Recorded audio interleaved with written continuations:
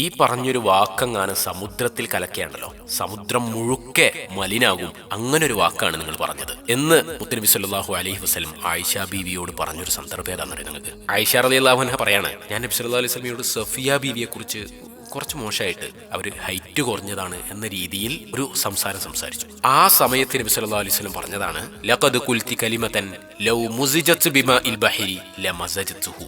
ഇങ്ങനൊരു വാക്ക് സമുദ്രത്തിൽ കലക്കിയാൽ സമുദ്രം മലിനാകും. നോക്കൂ, വേറൊരാളെ പറ്റി ബോഡി ഷെയ്മിംഗ് രൂപത്തിൽ അവരുടെ ഹൈറ്റിനെ ഒരു കുറവാക്കിക്കൊണ്ട് പറഞ്ഞ ഒരു വർത്താനാണ് നബി സല്ലല്ലാഹു അലൈഹി വസല്ലം ആയിഷ റളിയല്ലാഹു അൻഹയോട് ഇത്രയേറെ ഗൗരവത്തിൽ പറഞ്ഞതെങ്കിൽ, ഒരാളെ ആക്രമിക്കാന്ന് പറഞ്ഞാൽ കേവലം ഫിസിക്കലി ഉപദ്രവിക്കുക എന്നുള്ളത് മാത്രമല്ല.